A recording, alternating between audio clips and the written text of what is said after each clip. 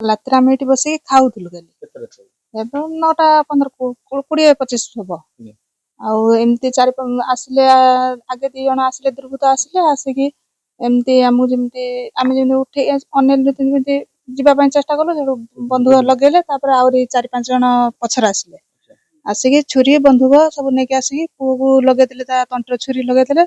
ଆମକୁ ସିଏ ମୋ ସ୍ୱାମୀ ଯିଏ ଖସିକି ଯିବା ପାଇଁ ଚେଷ୍ଟା କଲା ବେଳକୁ ତାଙ୍କୁ ଧନେଇକି ତାଙ୍କ ମୁଣ୍ଡରେ ରିଭଲଭର ଲଗେଇଥିଲେ। ମତେ ଆମେ 3 ଜଣ ଥିଲୁ ଆଜ୍ଞା। ତାପରେ ମତେ ମୁଁ ଯେମିତି ଟିକେ ପାଟି ଇଏ କଲି ସେ ମାଇଲେ ମତେ 2 ଚାପଡ଼। ଜଣେ ହଉଛି ମାସ୍କ ପିନ୍ଧିଥିଲା, ଆଉ ସମସ୍ତେ ବିନା ମାସ୍କରେ ଥିଲେ ଆଜ୍ଞା। ଆଉ କିଛି ବି ସେମିତି କିଛି କୁହାକି କିଛି କରିନାହାନ୍ତି, ଖାଲି କହିଲେ ତୁମ ଘର ଭିତରକୁ ମତେ ନେଲେ କହିଲେ ଘର ଭିତରକୁ ଚାଲ। ଆମେ ଯେମିତି ଘର ଭିତରକୁ ଗଲୁ ସେଠୁ ସେ ତାଙ୍କର କଣ କଲେ ନା କହିଲେ ଚାବି କାଠି କଣ କଲ? ଆମେ କହିଲୁ ମୁଁ ସେଇଠୁ ଅଛି। ଆଡୁ କହିଲେ ମତେ ଦିଅ ଚାବି କାଠି। ମୁଁ ସେଠୁ ତାଙ୍କୁ ନେଇ ଚାବି କାଠିଟା ଦେଇଦେଲି। ସିଏ ତାଙ୍କର ନିଜେ ଗଡରେଜ ଖୋଲିଲେ, ପଇସା ସୁନା ଗହଣା ତା ଭିତରେ ସବୁ ଥିଲେ। ଟଙ୍କା ଥିଲା ହଉଛି 22-23 ଲକ୍ଷ ଟଙ୍କା ଥିଲା ଆଜ୍ଞା।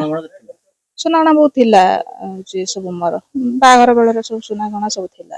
40 ଲକ୍ଷ ଟଙ୍କା ହେଇଯିବ ଆଜ୍ଞା। ସେ ଆମେ ଫୋନ କରିବା ତା ଘଟଣା ଘଣ୍ଟା ପରେ ପୁଲିସ ଆସିଲେ ଆଜ୍ଞା।